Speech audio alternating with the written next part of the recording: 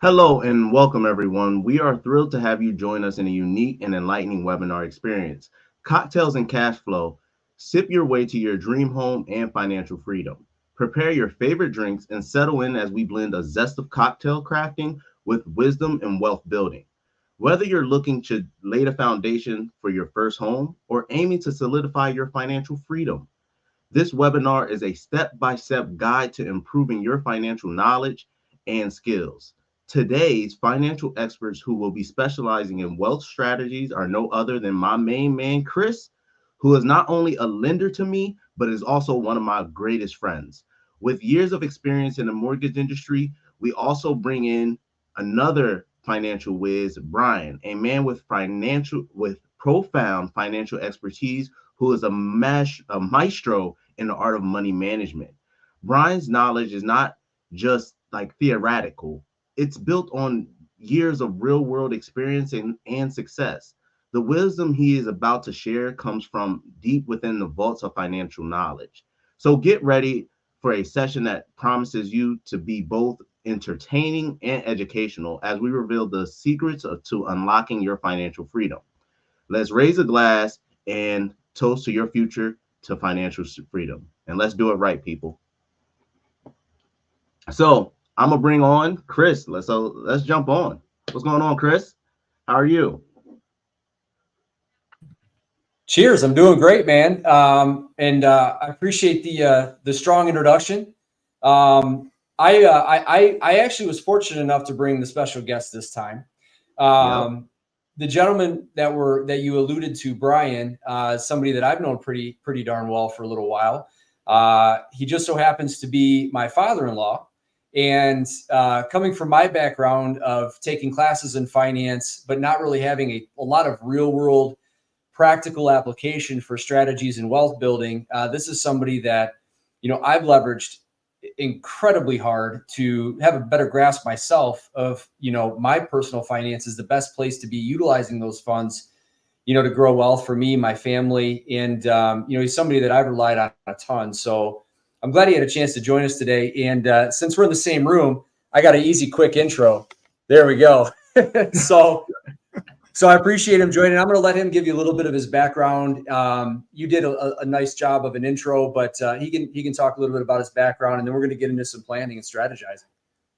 First, Isaiah, I want to thank you for this opportunity. I always love talking to people and trying to help people whenever I can. And thank you, Chris, as well. Yeah, my experience is I went to school to be an accountant and loved numbers and playing around with numbers.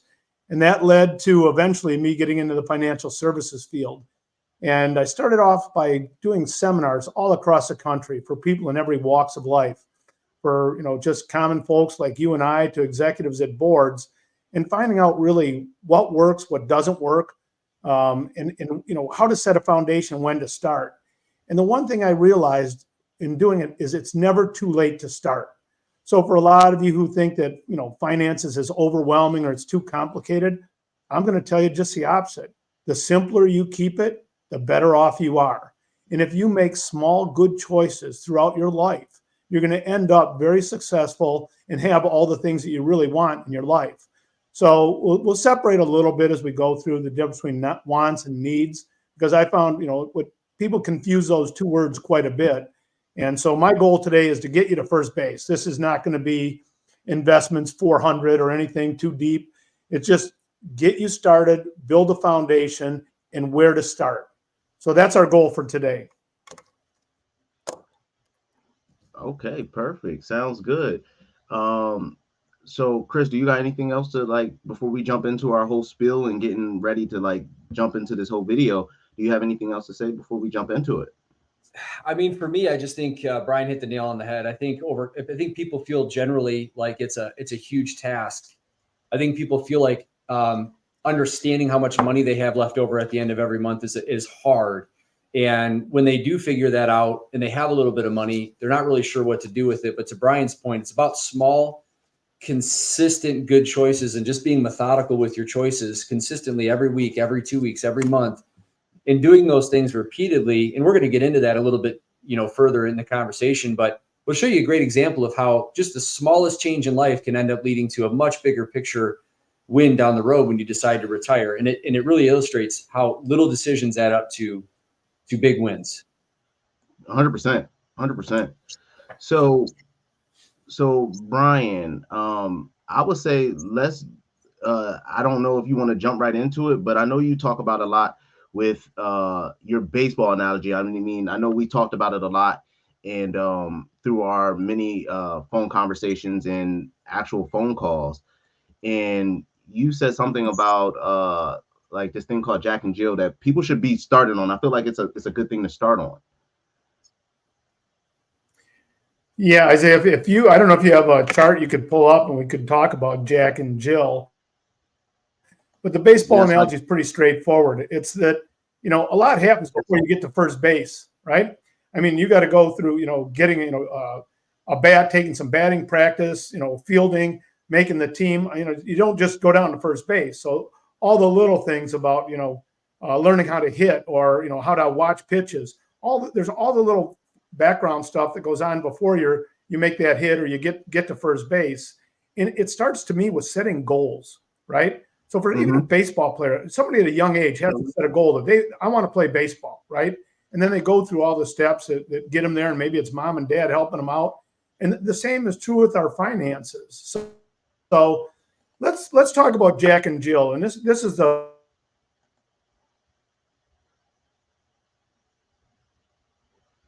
Uh-oh. Do we have a pause? Is a young couple. Well, first, it's just a young gal. Her name is Jill. And starting out, Jill starts saving money. And she starts putting away $1,000 a year. And she does that for 10 years. And then at age 30, she stops saving money, and it just continues to compound. And if you look at the middle of the page and go down to the bottom, she'll have put away, if she does that for just 9 years, from 20 to 29 years old, 10 years, she put away $1,800 a year. And I'll tell you where I got that number, Isaiah. I see people go to Starbucks and buy coffee. And I'll just say that Starbucks is $5 a day. Well, if you do that for 365 days, that's about $1,800. So when people say they can't save money, and I say it's small choices, there's a small choice. I give up that $5 a day, or I make a goal to save $5 a day. I work hard for my money. I want to get my money working hard for me. And if she did that for 10 years, she put away $18,000. And when you get to the bottom of that column, by the time she's 65 years old, she ends up with $663,000. And that was just saving for 10 years.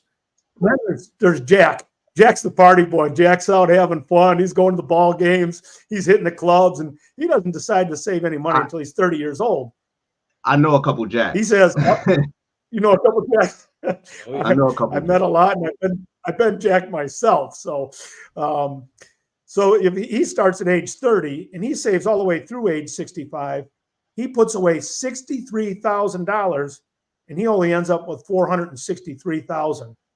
So you see that Jill has got her money working for her. Jack's still working for his money. Now, I know we're not all 30 years old. And I know that, $1,800, some people can maybe save more, some are, a little bit less. But if that person consistently saved from a young age, if Jack married Jill and they continued to save for all those years, they would have put away $82,000 and ended up with $1.1 million. All because they decided not to have a $5 Starbucks. So it is possible for the average person to become a millionaire, technically, is what you're telling me. It's doing the small things. It's doing small things. And I think the tie into that, and I'll ask both of you guys, because you've both been, very successful in your careers. Do you set goals, Isaiah? Do you set goals for yourself?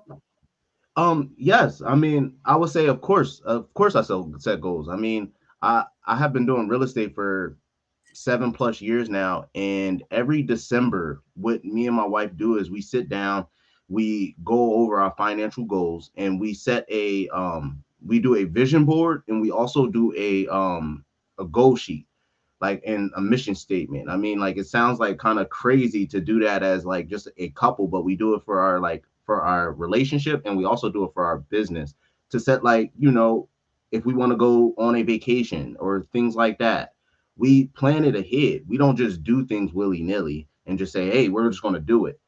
I know it's not possible to do so. So we set goals in December, and that'll be our long-term goal for like the remainder of the year.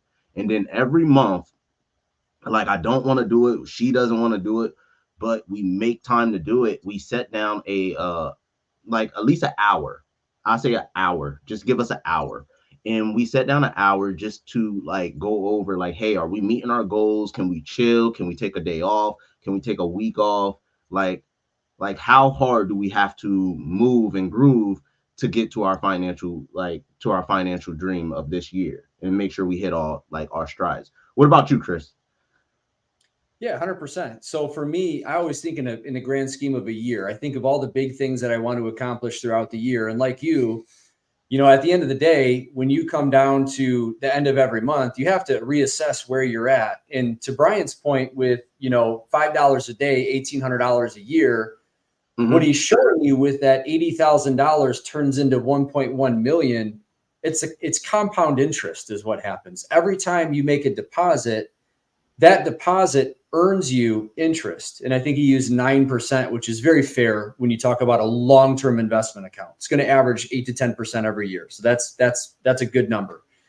And what happens is you can turn $80,000 into 1.1 million by investing regularly every year, and you're letting your money earn interest, and then you're earning interest on the interest, on the interest, on the interest. You continue to earn interest on your money as it grows. And that's how it turns into $1.1 million. So for me, I have my annual goals, the things that I want to accomplish, the trips I want to take, the, partners that I want to come visit, all of those things broken down. I have my financial goals that I want to accomplish. And then what I do is I sit down and I understand at the end of every month where I need to be to accomplish those goals. And I set up streams for where money needs to be.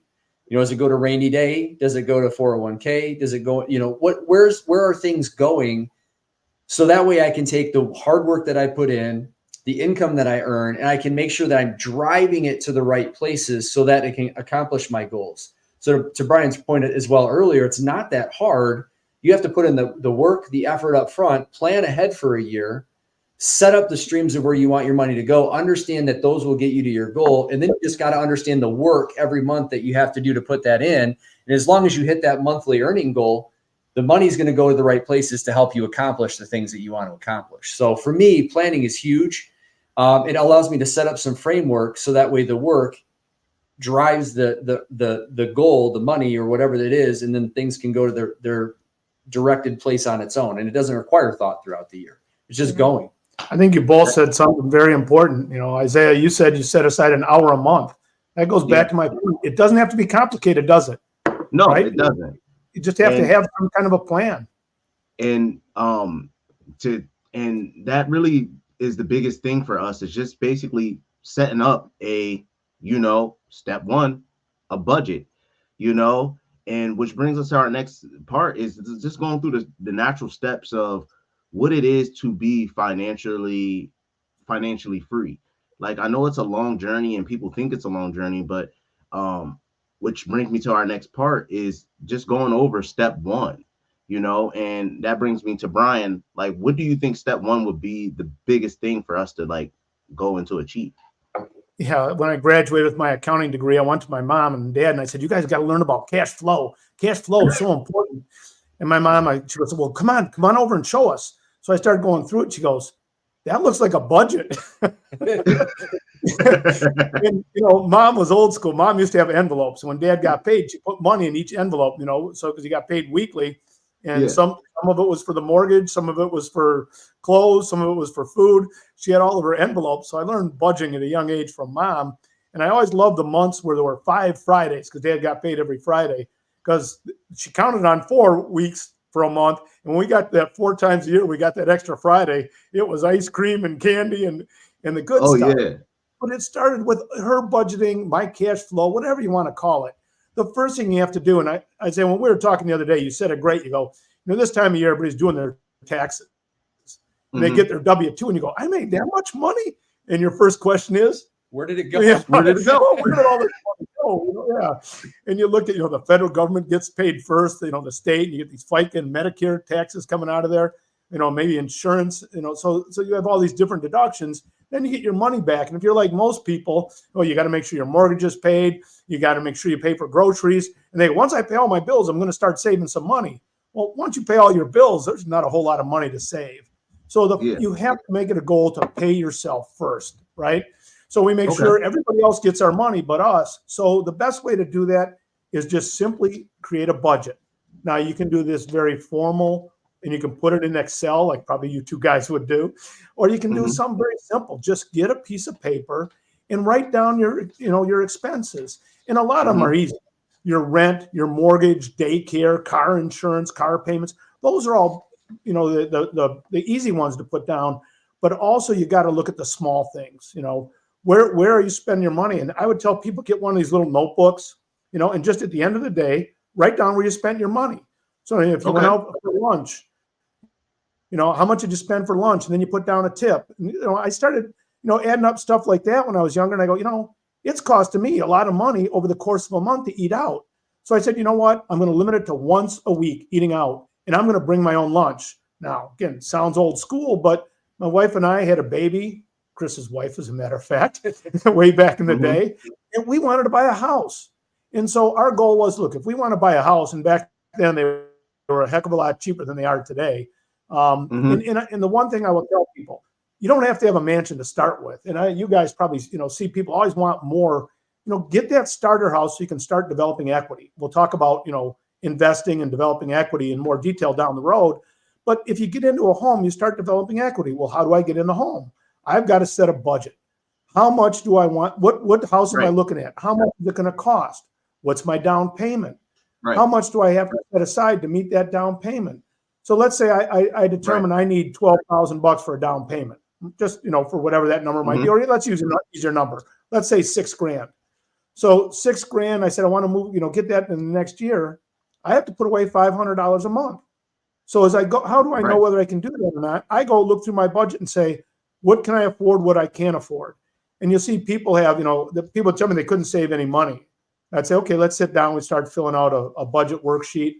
And I go, you've got, cable, you've got HBO, Cinemax, Showtime, you've got ESPN Plus, you've got Disney Plus, Prime Video, and, they're paying for Prime to have stuff delivered to their door. I said, start adding all that stuff up. And they start adding it up, and I go, that's a lot of money every month. Almost as much as you add up all those incidental stuff. Now, I don't want people to go without having some enjoyment in their life. That's not my point to this at all. But there's opportunity costs. If we're spending that money on Netflix, that $22 a month, I don't have that money to put towards my down payment on my house. Now, if I have additional funds, as Chris said, he sets a strict budget, and you've got $500 extra per month. I'll give you a better example. Let's say you sit down, you do your budget, and you've got an extra $700 per month. Well, it doesn't mean you only save $500. You can save more. But the key is sit down, go through everything. And, you start looking at it, and, some things that I've talked to people about where, ladies like to take care of themselves and do different things, get their hair done or nails done, whatever. And I said, okay, you're doing it every 2 weeks. What if you push that back to every 3 weeks? And go, I get a little, crusty by then on my nails, but you know what? I can do that because I want a house. So you start making those trade-offs of whether it's, putting money away for a house, or whether you want to start investing like Jill, so you have money for your retirement, so you don't have to work your whole life. Yeah, I think when you talk about a budget, the biggest thing that people don't do is they go off the top of their head. They don't sit down and write down every day what they're spending, or what I would call the low-lying fruit. The easy thing to do is pull out your credit card statements and pull out your bank statements and look at literally what was swiped, because most people don't use cash very much anymore. And so if you don't use a lot of cash, it's very, very easy for you to look at your credit card statement and look at your bank statement, maybe use 2 or 3 months of those statements to get a good average. And a lot of these bank accounts now will categorize your stuff for you. This is what you spend on groceries. This is what you spend on utilities, so it's very easy for you to sit down and use those tools and understand where you're spending money. And oddly enough, when people actually do that for the first time, if they do that and they calculate all their numbers and they figure out what they made, what the government took, what they walked home with on average, and then what their expenses are, unfortunately, a mass majority of the country does that. And then they end up finding out, how am I can't live. I'm in the red. I'm spending more than I made this month. Yeah. And that's and that's first and foremost, that's why a lot of people end up with the rolling over credit card debt. But when they do this exercise, or when you do this exercise, you realize, oh my God, this is why I'm having such a hard time not having a balance on my credit card every month. Or, wow, this is why my savings account isn't going up as much as I'd like it to every month, even though I plan on it. When you sit down and look at the numbers, like Brian said, I guarantee you're going to look at it and go, man, I mean, just $20 here, $5 here, $10 here. Brian's talking about $5 a day can be millionaire, $1.1 million. And people are having a tough time on figuring out where to save. But I promise you, if you go through your bank statements and your credit card statements and you do a real budget and you include everything, you will find easily $5 a day, if not more. Oh yeah, more than that. And you will find the pathway to buy your first home, which, if you're renting, rent over time is going to go up. It's going to continue to increase. But if you buy a house today, you lock in the cost of that home, your taxes and insurance, and some things will change a little bit over time, but not that much. So you basically lock in your expensive owning a house and putting a roof over your head. And as expensive rent and other things go up over time, so does the value of your home. So you're building wealth by buying a home, and you're locking in the expense of having a roof over your head. No, 100%. Budget. Which I know it's time for questions, and I wanted to get this question. So somebody just commented, basically, they have an Acorns account, and a lot of people are having trouble budgeting and saving money. Do you think an Acorns account will be the best thing for them to start with, or do you think is it an easier way to start? I think it's a good concept. Anytime you can, take, like I said, small things, you round up your bill or you add an extra $5. I think stuff like that, especially if you're, working to save money for a child, right? That, I started off with the kids. I said I was going to put away $10 a week. Well, once you get to 3 kids, and again, money was a lot different back in the day, it can get expensive. But if you just, I throw my change in a jar every month, and that's $30, right? Yeah. So I'm talking about, somebody setting aside a little bit of money. Well, there's $30. So the Acorn account, something like that, Isaiah, if that's what it takes to help you save. Normally, I'm not pro people getting huge tax returns, but for some people, by having that money taken out every week in their check and giving it to the federal government and getting a refund at the end of the year, it's a forced savings, right? That little bit each week doesn't hurt, and all of a sudden at the end of the year they get back $1,500 or $3,000. Some people, a buddy of mine used to get back $6,000 every year, and he goes, "Well, that's my vacation fund." I said, "Well, I'll tell you what, you're lending it to the government interest free." I said, "Give it to me, I'll invest it, and I'll give you money back at the end of the year, and I'll keep the interest." And he goes, "I wouldn't do that." I go, "I'm a nice guy, and you wouldn't do that for me, but you'll do it to the federal government to lend them money tax free or interest free." So, I think I like concepts like that, Isaiah. I like that a lot. If people, just anything to help them save money and to get to a point where you mentioned the word financial freedom, and I love those words. That you need a rainy day fund. There's always, even when you're trying to save for a down payment on a house, there's always something. I call it the treadmill of life. Every day we go to work, we're on that treadmill, we're running as fast as we can, trying to get ahead, and something comes up that just sets us back. It doesn't seem like we're getting anywhere. You need a new washer, or something happens that you need a tire for the car. There's always something. So people need to establish what I call a rainy day fund, and you've heard that in any financial show you watch, that for young people, they should set aside at least 3 months of their expenses, and that's their cushion. That should be step one, right? Get that rainy day fund. So, and even, the bad example would be, you know what, I just get frustrated with my job one day and I want to walk, but I can't because I need that paycheck. Well, if you establish that rainy day fund and I got 3 months expenses or 6 months expenses set aside, I can go find a job that I would like more or want more than the one I was giving up or the one that somebody decided I wasn't worthy of, right? Right. So that emergency fund, that it comes in handy a lot of times. Instead of the other alternative is, we got to pull out the credit card, we slide it through the machine, or we give them the special code. And, the next thing you know, some company's charging us 18, 22, 25% because they lent us money. And it's really, really tough to get ahead if you're paying somebody. Nobody's paying us 18, 22%. I'm not saying we can't make that in good years or good investments, but it's really, really hard. That's, guaranteed money if you pay that credit card off. So I think that's another goal that people could set. And you guys know that too. People, they save up money for a down payment on a house. They want to go through with it. And then all of a sudden you look at all their debts and they get the lease on the car and, student loans and everything else. You start adding all that stuff up and you go, well, you got too much debt, right? So paying off credit cards will never hurt you. You can always go use that credit card again and get that money back if you had to. So the rainy day fund, paying off credit cards, I think those are things that'll help you get to first base quicker. Yeah, I think that, and we talked about this too, everybody's rainy day fund is a little bit different. Brian mentioned when you're young and you don't have a lot of expenses and it's kind of just you, it's easier to get to 3 months and be very comfortable there. The more kids you have, the more life circumstances that come up, you will eventually work to having 6 months of your bills or 12 months of your bills. You don't ever need more than a year worth of bills set aside. But there are other goals like that as you get older and you move along in life and your financial picture changes where, that 3 month cushion may not be the right cushion to have anymore. That's something you can evaluate. But to Brian's point, if you don't have a cushion, 3 months is a great place to start. And once you get to the 3 months, now you can start to accomplish some of the other goals like paying off the credit card, start to put money into, a savings account to start getting ready to buy a house. Things like that. Or a 401k that we'll talk about in a minute. Yeah. And the other thing too is, when you create a budget, you'd never realize how much money you're losing or how much extra money you have to do those things until you budget.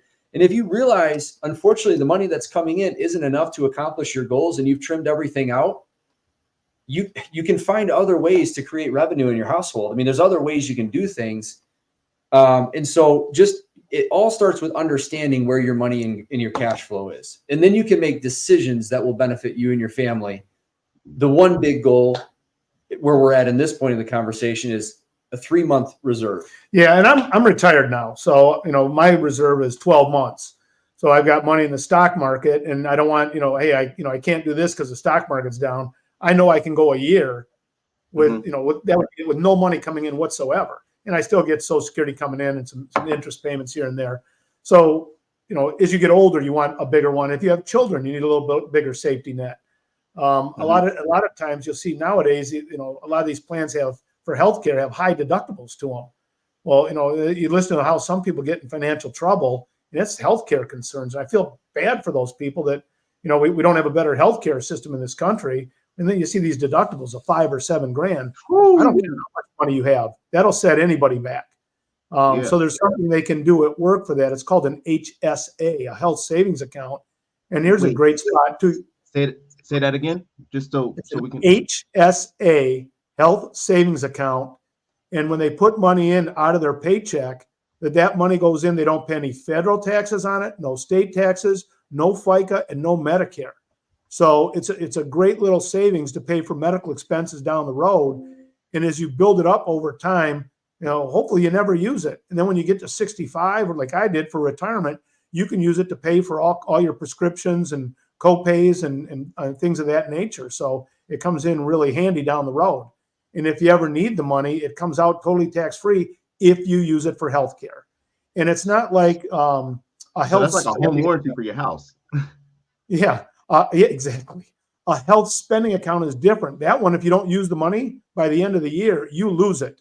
That is not true in HSA.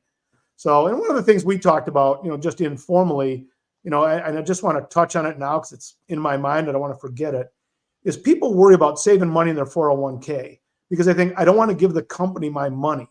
The company doesn't get your money. It goes into a trust and the company has no way to touch it in any way, shape, or form.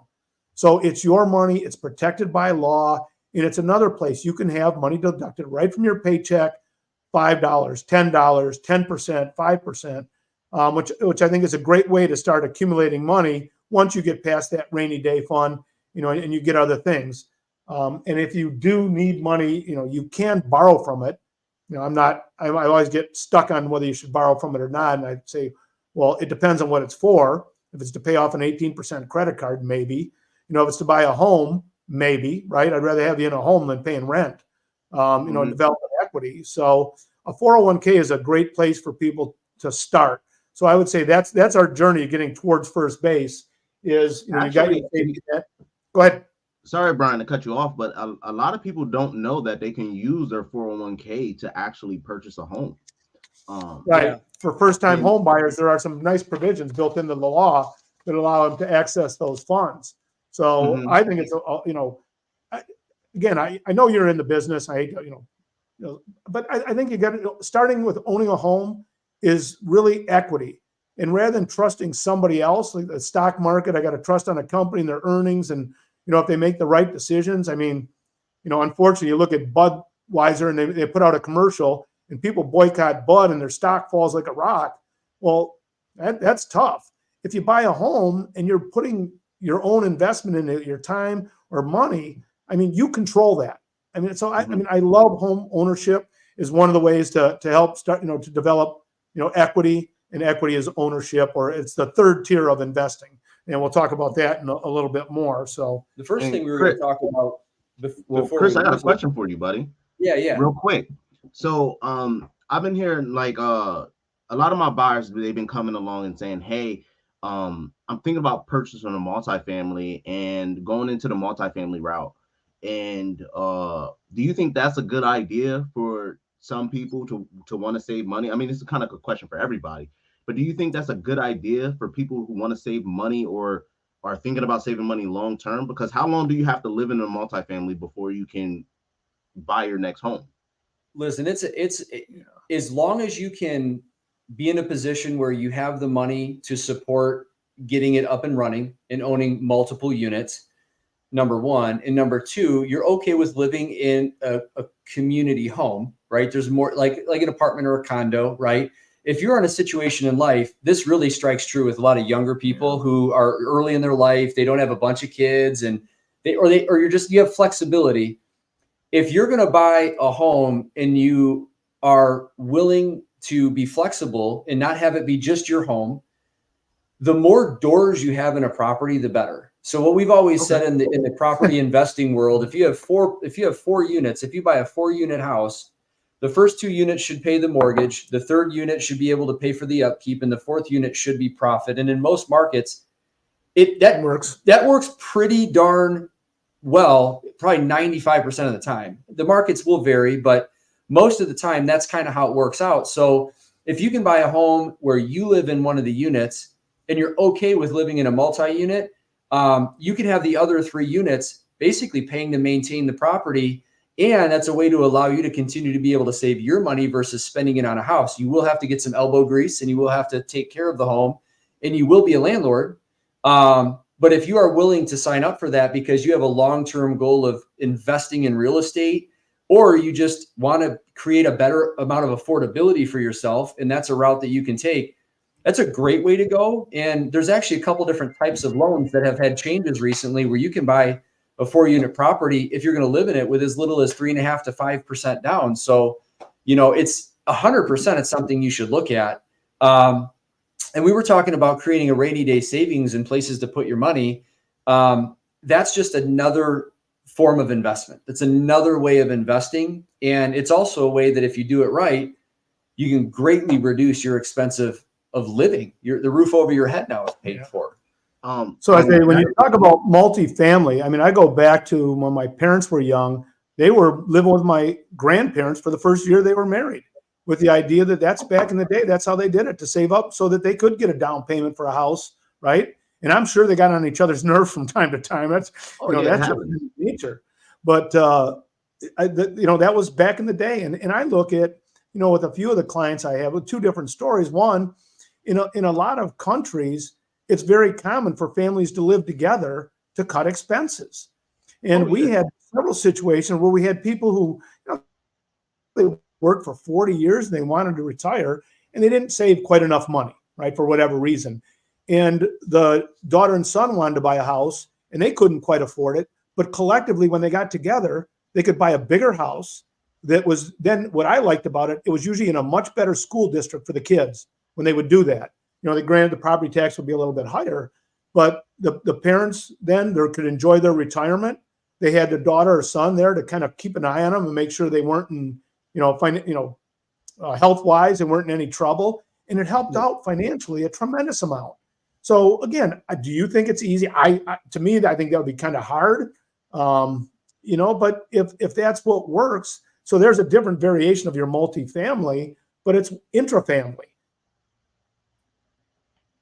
Makes sense. And we've watched situations like that, or on the other side where parents have money to invest. And you and I talked about it a little bit on the phone, called the Daddy May, where, daddy actually lends the money, he buys the house and the kids rent with an option to buy, so, and there's all kinds of, it's too long to get into in this particular segment, but it's another way for the dad to make a real estate investment. He's got the house is secure. He's got a decent tenant, I would hope. So, except maybe the son-in-law, he might not like him so much, but that's always the case.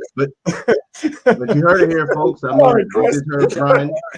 I had to get one Brian say that he's coming back because he said the Daddy May is a little too long to get into. So he's going to talk about that in another video.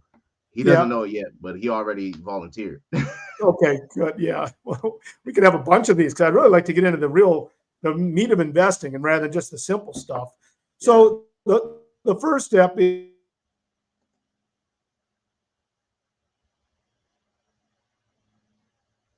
term and liquid. And I normally advise people, for the safety net, or if they're saving for a down payment, put the money not in their same bank. So let's say I do business at ABC Credit Union. I'm going to tell them to go to XYZ Bank and put that rainy day fund. Don't put it with your regular banking. It's too easy to touch. And when you mentioned the Acorn, I like that, Isaiah, because it's not something I can just walk up to the corner, stick a card in and pull money out of a machine, which I think, young kids, that you tell them you can't afford something and they're like, well, just go to the machine and get money because they watch you get an ATM. They think that's how you get money. All you got to do is put the card in, just spits it out. They don't know that it takes some effort for mom and dad to put that money away. So yeah, I'd like it to be somewhere, again, safe, short-term liquid. And we usually call those money funds. And a lot of banks will have them and they don't always promote them.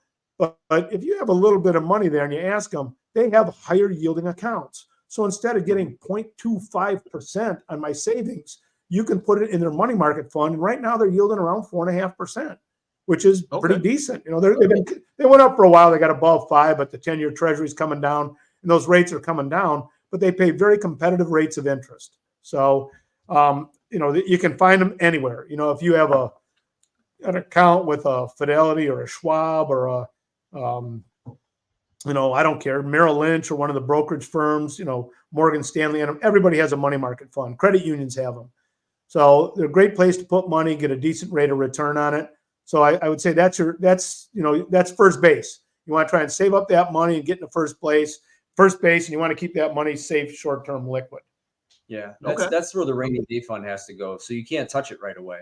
It's harder to get a hold of. It's less convenient. The more inconvenient something is, the better it is, because it's still accessible if you really need it. But the likelihood of you going out of your way to go get it is a lot more slim, Yeah, I just thought I probably should say, what does liquid mean? Liquid means you can convert it to cash very quickly with no loss of principal or very little loss of principal. And unlike, the stock market, is the stock market liquid? Yeah, I can cash in my account any day, but I don't know whether it's going to be up or down. So the reason I say this money fund, again, you like it because it's safe, short-term liquid. if I'm saving money up for a house, you find me the perfect house, Isaiah, and then all of a sudden I go, yeah, there's only one problem. The stock market's down. I can't buy that house we've been looking for a year because the stock market's down. I don't want that. I want it where it's safe. And short term is, savings. And we can talk about all the other types of investments that fit under there. There's things like CDs, certificates of deposit, or people talk about treasury bills, which is loaning money to the federal government for 13 weeks, 26 weeks. So this falls in kind of our step 4, which is maximizing our dollars and putting them into different accounts and money market accounts and things like that to kind of move forward with what we did save to kind of build on it. Is that correct? That's absolutely. So now we get into like we talked about, putting money in your 401k at work. And typically the young person says, where do I invest it? And I said, Brian, before you get into that, which brings us up to our next comment, somebody just stated, I only have 8 more years till they retire, and they want to know, where do they start to save money until then? And which brings us to retirement. Where do we start? Where do I start? This is a great segue. And like Brian said, there's no time that's too late to get in the game. And so one of the questions we always ask folks when we start talking about this, and I used to do, I ran a banking team for a long time, and I run a team now. And what I've done regularly every quarter is sit down and talk with folks about investing and why getting in early is so important, and getting in now, today, and not waiting until tomorrow is so important, is because you have these questions that run through your mind. If somebody were able to let you keep more of your money and invest it, and then just take the taxes out later, don't you think that would be a good idea? Of course it would. Generally speaking, most people pay probably in the 22% income tax bracket. A lot of families do. So regardless of what tax bracket you're in, when you get paid, if you get paid $1,000, most people only get to take home somewhere around high 600s to low 700s, depending on 700 is a good target number. Yeah, because most people lose 22% to the government, feds. Then you have state taxes, then you have Medicare, and then FICA. So you lose 30% of your money. The good news is there's a way to not only get to keep most of that 30% that you lose. You still have to pay FICA and Medicare, but you get to keep the 22% that the government's taking by putting the money in your 401k. They tax you later when you take it out, but you get to keep that money to invest until you retire. In addition to that, there are so many people who leave the free money on the table. A lot of employers who have an employer-sponsored 401k program, they give you a dollar for dollar match up to a certain percentage. So some employers will say, hey, I'll cut you off at $5,000 or $2,500 or 5% of your income. Or that's very common. There's all different ways that they help compensate you additional money. But imagine an employer saying, if you just do this, I'll give you more free money. And 80% of the country is probably like, no, I'm good. They're leaving some money on the table because they're not investing in their 401k enough to take advantage of all the free money that the company gives them in their employer-sponsored 401k program. And so that's kind of what we're talking about next. After you get your rainy day savings set up, you have your money market fund, you have that money that you can grab if you need it done. Now you're moving on to the next step. Okay, I've done that. Now I need to start preparing for retirement. Their question that you just put up is perfect, because if we have 8 years left and we need to maximize the amount of cash that I'm going to have in 8 years, I don't want to pay the Fed. I want to pay myself first.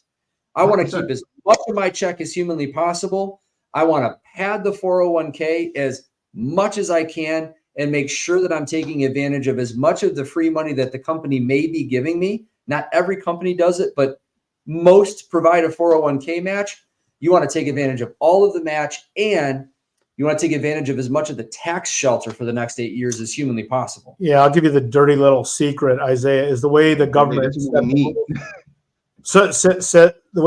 sets the rules is that corporations can't pay people just little bits of money and pay the big shooters big bucks and have them put it into retirement. There's a ratio of how much money they have to have, and that's why they put in matching in a lot of these plans. That for the executives to be able to put in money, They got to have the majority of the people at the base putting in money. And I mean, some of these plans match dollar for dollar up to 10% of your pay. So if I told you I was going to give you a 10% raise, you had a simple answer, yes or no. What are you going to say? I'm going to say yes, automatically. I'm already working for this money. So if I can have 10% more, and it's simply by putting money in the 401k, and that 10% your employer puts in is not taxed, which is awesome to be able to get, extra money through, if there is such a thing as extra money throughout the year. And now they can restrict that match a little bit. So they're going to say, you got to work for me for a year or 3 years or 5 years. There's different. So it might be 5 years where you get 20% of it this year, 40% of it. And with all the turnover in employment, it's a way for employers that are good employers to keep employees. If I tell you I'm going to keep giving you money and you're going to get more and more every year, and you put money in year 2 and 3 and 4, and then by the time you get to the end of year 3 or 5, it's 100% yours. I mean, you talk about compounding money and it's free. So the big question is, that would be if they have an employer sponsored plan, do that. And the other thing I love about it, the expenses in those plans are low. You're going to find lower expenses on any of the underlying investments. Again, that's more for down the road. But you might pay like 4 cents per $100 of investment and fees. That's it. Okay. Based on the plan they have. And most of them have a variety of different places to invest. So you can get what you really want in a mix. And hopefully I get invited back and we can talk about that more, where to invest your money specifically. 8 years from retirement, that's still a long time. And it's not like you need all the money the first year of retirement. If you're going to retire, let's say 65, you've got to spread that money out over the next 20 years, which means you can still take some risk with that money. The other thing is the government's required that companies make their plans understandable to employees. And we worked with, a matter of fact, here in Detroit, Ford Motor Company years ago. And at one time they had 63 options where people could invest the money. And we were like, that's great, it's awesome. You know what we found out? It was too complicated. People were like, that's too much. You bury your head in the sand. I don't know what to do now. That you need maybe 5, 6, and a lot of plans now have to make it simple for people who don't know about investing. Yeah. And I said, if you keep it simple, it's great. They're called lifestyle funds. Yeah. You pick the year that you're going to retire, and they will invest the money accordingly. Say that again. They're called lifestyle funds. And typically what they'll say is they'll give a date like, 2045 or 2050 or 2055. It's when you expect to retire, and they will take more risk when you're younger and less risk as you get near retirement or you get older. So they do all the math for you behind the scenes if you don't want to do it. So I like them and dislike them. I like them because they're very easy for people to use. They serve a great purpose. I dislike them because I think you can do better by learning a little bit and making some choices and moving money around a little bit, where those tend to be static. They just stick to their percentages no matter whether the market goes up or down. And I think if you do just a little bit of work on the market, if it goes up, you trim it off a little bit. If it goes down, you buy a little bit more. It's called rebalancing. By doing that, you can end up lowering your risk and making better returns. So we can talk about that more down the road. The other thing is, I don't know if this, I believe it was a lady who sent that in. If she doesn't have an employer, then something called an IRA, individual retirement account, would be great. And whether you put money in, then it's whether you go traditional or Roth. The same is true with the 401k. You have those options, but with an IRA, you can go traditional, which means you can write it off if you don't make too much money and you're not covered by an employer plan. Or you can do Roth, which you pay the taxes now, but the money, if you leave it in long enough, past 59 and a half and at least 5 years, grows totally tax-free. And what I love about those, Isaiah and Chris, is you never pay tax on the money. So, I'm trying to convert a lot of my money and get it in Roth IRAs. An IRA, you have to start touching when you're 72. Roth IRA, you don't. And the Roth IRA is tax-free for my lifetime. So it's something that I'll probably end up leaving to my grandkids because it's the last thing I'm going to touch. It's totally tax-free. So if you have all these different piles of money, taxable, tax-deferred, tax-free, where would you like most of your money? I think most of us would agree. I want my money to be tax-free. Yeah, so 100%. Go ahead. No, I was just saying 100%, definitely. But when it comes to like retirement and things like that, like what are the biggest risks for somebody that's thinking about like putting their money into like a Roth IRA or a traditional? Well, you have the risks of, what's going to happen in the economy. I can tell you that, you go back 3 years ago, the stock market went crazy. They had a phenomenal year, and the year, it was up 30%. The year after that, it was down 22. So, I will tell you that the stock market over long periods of time will make you the most. It's also the most risky.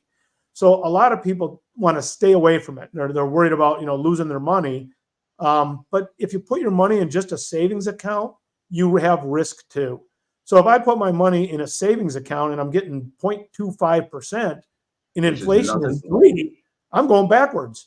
Or even if you're Right. in a money market fund and you're earning 5 and you're in a higher tax bracket and you're giving a third back to the government, you're netting Right. 3.7 if inflation's 4. So there's a risk in any investment, and that's inflation with what we have.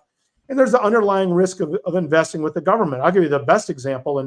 And I talked about treasury bills. That's lending the government money for a year. I'm not worried about our government going, although they fight over this budget crap all the time. I'm not worried about them going out of business in a year. There's something called treasury bonds that go 10 years to 30 years. Well, are you Right. more worried about the government over 30 years? Yeah, I am. A lot more can go wrong in 30 years than 1 year. So the longer you commit to lending money, the more risk you take. And those are what I'm going to refer to as you go past money. Money are typically 1 year or less. I'll give everybody if you don't mind, a little tangent. Money, income, equity. Those are the 3 broad categories of money or of investments. And people talk, if I talk about cars and trucks, basically 2 forms of transportation. We could say SUVs and create a third category. They put a lot of different names on them, don't they? Yeah. Right? Right. You can have a Taurus or a Sable Crossover. a Escalade or a Sierra. I mean, they put all different names on them, but it's basically a car or a truck or an SUV, right? The same is true with investing. Keep it simple. There's money investments, there's income investments, there's equity investments. Mm-hmm. The stock market is equity. It represents ownership. So Mm-hmm. when you have ownership in equities, if they go down, you lose money. You'll hear people say Right. on paper, "Oh, it's not necessarily true." It is and it isn't. But you can lose. There's a greater risk there because the market could go down. You don't have that risk with money investments. Income investments, so it's money, safe, short-term liquid. The income investments are longer-term loans. So the government, where I talked about treasury bonds being or notes going on, there's bills less than a year. There's notes which are 1 year up to 10 years. And then there's bonds, which are 10 years to 30 years. Bonds are Mm-hmm. risky. Corporations do the same thing when you're lending money to a corporation. Some corporations borrow money all the time, like companies like Right. Verizon and AT&T. They're borrowing money all the time, and they're willing to pay a competitive rate, and they're pretty stable. There's other companies that borrow money, and they're riskier. So you hear people talk about junk bonds or lowly rated bonds. So you have to look at the risk of the underlying company. The government's safer than AT&T or Verizon. They're safer than a startup company that's doing venture capital. So that's go ahead. No, I was just saying it makes sense. But like That's income investments. when people are going into this method of investing and doing it like because now they're retired, they want to spend time with their grandkids, they want to hang out, they want to enjoy life. Would you prefer a managed account or a self-managed account? Oh, I've got a bias. So, I was investment management for 30 years. So, Mm-hmm. I manage my own. I've got the skill set to do that. And if you do, you can, you eliminate the middleman a little bit. We had the So same conversation. I will say though, the managed accounts in today's world, as I left the business, we called it the race to zero. Everybody's undercutting everybody in terms of fees. It used to be that, $20 for a stock trade. And then they went to $4.95. Now they're free. It's the race to zero. So all these companies are very, they want to get assets under management. I will, for what it's worth, there's some really good places to invest money and people who are willing to help you. And the fees are not ridiculous. So there's companies like Charles Schwab. You see their ads all the time on TV. Fidelity, see their ads on TV all the time. Vanguard. Those were probably three of my favorites because they're very low in terms of fees and expenses, and their help and their assistance when you call for help, like setting up an IRA that we talked about, if somebody wants to do that, or whether you should go Roth or traditional, the people there are so helpful. So the self-directed, I'm going to give it a hair better, to do the self-directed if you have the knowledge. And if you don't, the managed accounts I think are just fine. Like I mentioned, the 401k for people who don't want to worry about it or have a skill set, you go into one of those lifestyle, and the company who's doing your 401k, well, they'll manage it for you. Right. And the expenses are extremely reasonable.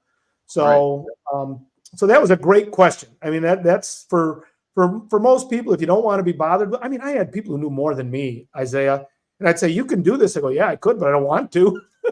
Right. I got stuff I want to go do. And I've gotten to the point now where I build a model in retirement. And let's go back to that money, income, equity. Equity is going to return the most. Let's talk about a home ownership. Look what's happened to people who own homes over the last 3 years. I mean, the equity they've established just by the price of homes going up is probably equivalent to the market.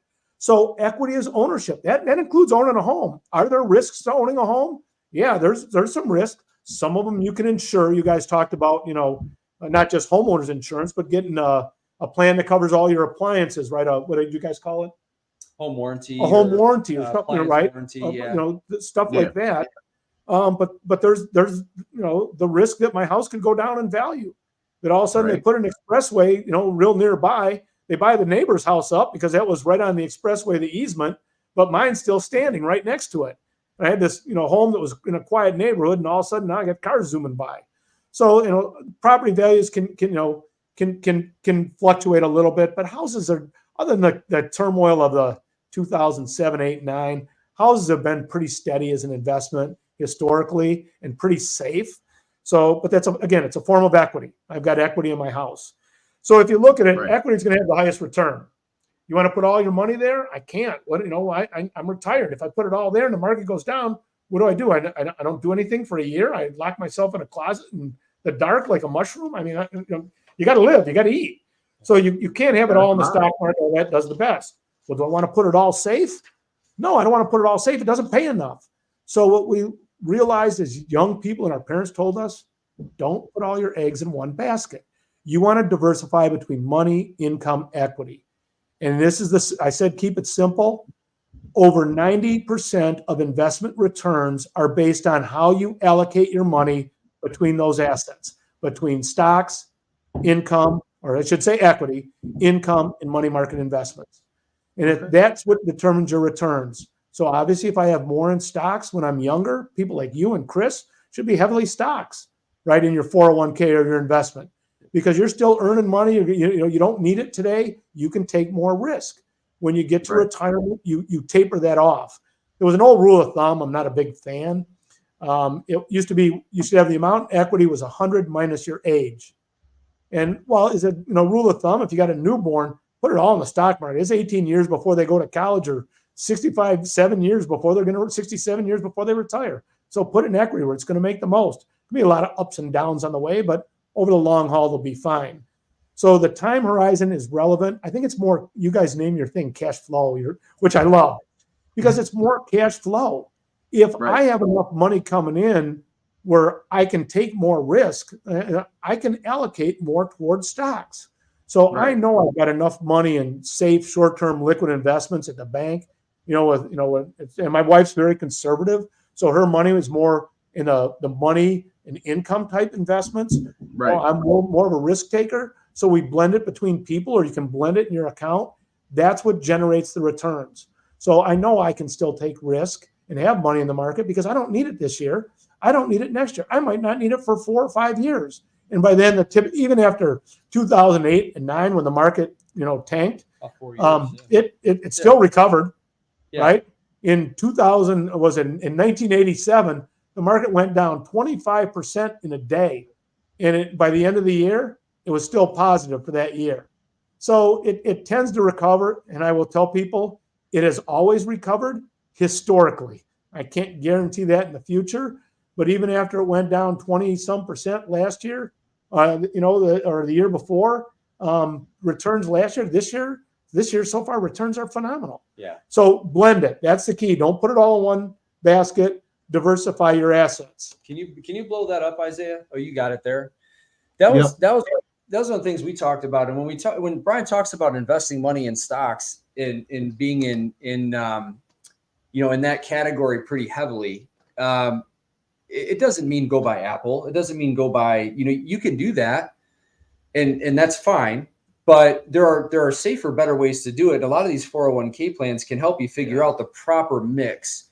So if you're trying to invest and you want your money in stocks, typically what you're going to do, and this, Brian and I talked about this a long time ago, and we created a model for me too, and I self-manage everything of mine, because you can use what's called a market index fund. You can take your money and play the entire market. So this is an example that Isaiah has up right now of the S&P 500. Which is the top 500 companies in the country. If you're going to bet on something, this historically is your best model to bet a lot of money into. It is, because it's the top 500 companies in the entire country. And if something's going to do well, the top 500 companies in the country, as long as nothing crazy happens, are probably going to do pretty well. And so I use this as an example. When you go in and you start buying, what we talked about was stocks, you're going to get into index funds. You're going to play the whole market in that area. And you can get free advice on this from Fidelity, Schwab. Yeah. They'll give you advice on this and help you create a mix or a build. But the reason I put this in here was to create a conversation that helps ease the mind of people who say, well, what happens if it goes down? Or what about, I feel insecure. Or, maybe somebody who's watching this had their money invested in the market in 2008. And then in 2009, they went, and they pulled it out. So if you look at the chart, this goes back into the 80s. We talked about being in the market as early as humanly possible. It's never too late, but you want to start today, not tomorrow. And you want to be consistent with your habits. So the reason I have this up, and I don't know if we can blow this up anymore or if this is kind of where we're at, but if you get granular and you look down at the green line, that is the history of the S&P 500. I put a bunch of dots along the green mountains that you see there, which is the S&P. If every time you bought from the 80s, the S&P, if you just bought an index fund that followed the S&P 500, you would have bought when it was low and when it was high. But if you look back in the 80s and 90s, what looked to be a high market where people might say, oh, the market's up, I don't want to buy right now, it's too high. When you're investing over a long period of time, 20, 30, 40 years, what's high today is not going to be high in 20 years. The earth-shattering moment that Brian talked about in 87, where it was like, oh my God, the market dropped 25%. Sky's falling. Smart people took money out of their bank and put it into the market, at least some of it. They got in to some extent when they saw the market go down, because the people who built a lot of wealth on tragedy are the people who saw these dips in the market and realized, yes, I can't take all my rainy day savings and get rid of all my security, but I could risk $5,000 and I'll be okay. Let me get into the market now, because they know, if you look at the history of investing, when you're betting on your retirement being way down the road, now for the person we talked to earlier that's retiring in 8 years, you have to be a little bit more calculated. But for a lot of the audience that we might be talking to that's in their 20s or 30s or maybe even 40, if you're not touching this money for 20 years, invest every month, invest regularly. And if you're not a market guru, don't look at the market and say, oh, it's too, just put it in there. Stop looking at it. Keep going forward. 20 years from now, you'll thank yourself. Don't think about it too much. Keep it simple. Just do it. And what this blue line represents is the average price. If you bought everywhere on that green line, if you go all the way to the right of that blue arrow, the end of that blue arrow, that is the average price you paid for the S&P 500 over that 40-year line. So you can see if you sold today at 51.52, your average price that you paid for that was probably around $2,500. And when you sell it, you've more than doubled your money. Yeah, we talked about keeping it simple, Isaiah, and that's really what, when you're putting money in your 401k and they deduct it each week or each, bi-monthly or monthly from your paycheck, you're buying sometimes when it's up and you're buying sometimes when it's down. That's called dollar cost averaging, which is a very effective way to get money into the market. And it does reduce the risk, to some degree. Chris mentioned the S&P 500, and I want people to think about that. What company started large? None of them did, right? Apple wasn't. Google, Microsoft, NVIDIA, ExxonMobil, none of them started big. They all got bigger over time. So by investing in the S&P 500, it invests more in companies that are growing.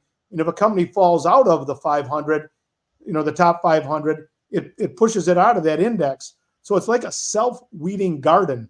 Good companies are allowed to grow and poor companies are trimmed back. So it's a decent place. And I think probably everybody who I've ever talked to should have money in the S&P 500 index, 500 largest companies in America. And people say, well, can I lose all my money? And my answer, you got to be honest, is yes. But that means the 500 largest companies in America are all out of business. I got news for you. Losing your money in the stock market is not going to be your biggest problem. There's no grocery stores, there's no banks, there's nobody making anything. I mean, if the 500 largest companies go out of business, we're all in trouble. And Chris's point led me back to something you asked: are you better off doing self-managed or having somebody do it?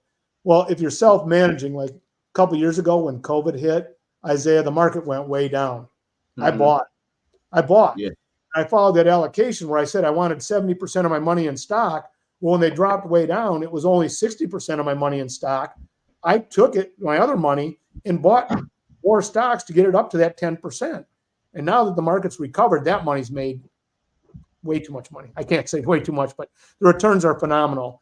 So I like, having somebody manage it, but self-directing it, you can make little moves that they may or may not make for you.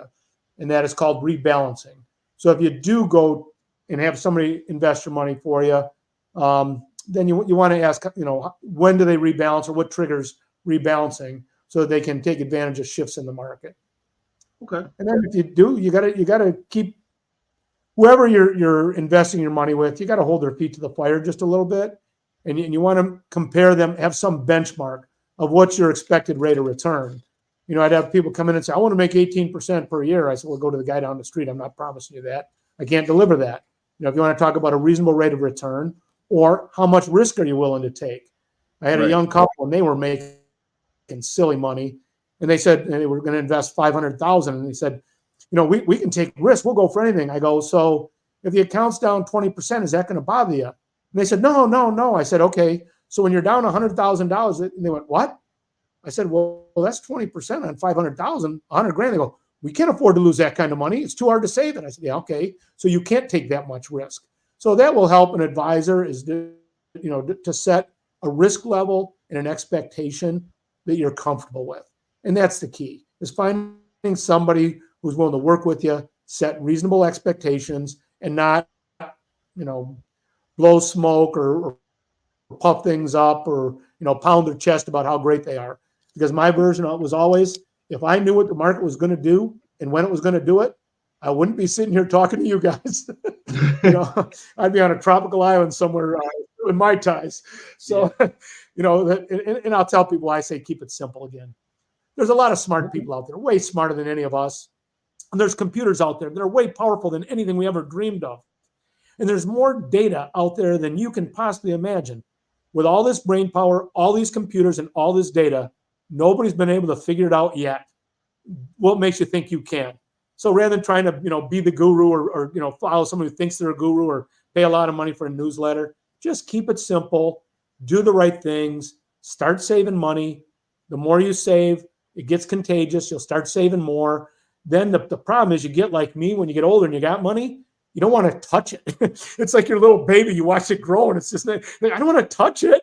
It's doing great. Don't touch it. That's what you saved it for. So, and we can show another one down the road of that $1 million. To me, it's great you got the million, but what will it provide? How much could you take out every year in retirement? Give yourself a 5% raise every year and probably leave your kids that $1 million. If you took a 50 grand out every year, gave yourself a 5% raise, you probably end up leaving your kids $500,000, $800,000 down the road. That's so beautiful. The worst case scenario is, you leave somebody wealthy, and if you don't have any beneficiaries, I'll have Isaiah get you my address, phone number, everything you need. I'll be your beneficiary if you're worried about who you want to leave money to later. You guys can get in on that too if you want. So. Yeah. Well, I think the other thing I feel too, like that was a good segue just to just kind of wrap up this call, and because I feel like that was a good happy hour. It's very informative. I'll drink to that. Yeah, I said definitely. I'll drink to that. I listen. Mine is already finished. I'm kind of getting woozy out over here.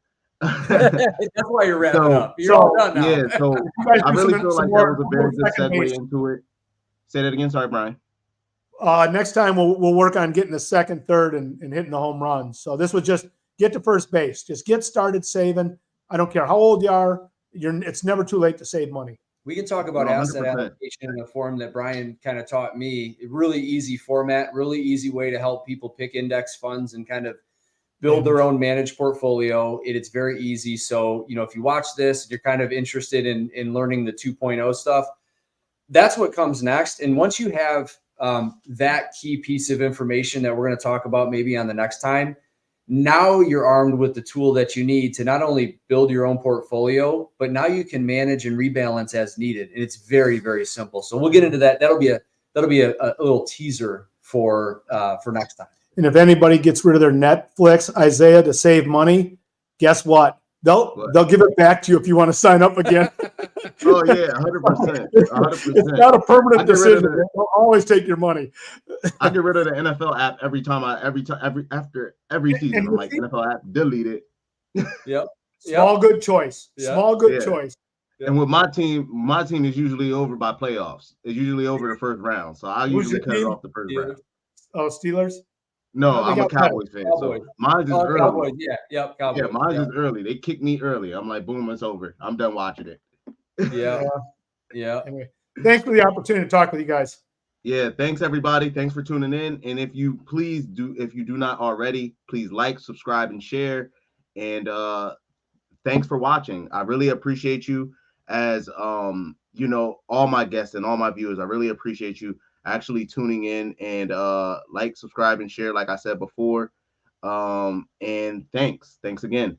So we're out. And if you have any more ideas or anything that you want to add to it, or anything that you want us to talk about, please put it in the comments, put it under our videos. We are going to give out snippets of this video and things like that. So be aware of watching it on TikTok, watching it on YouTube.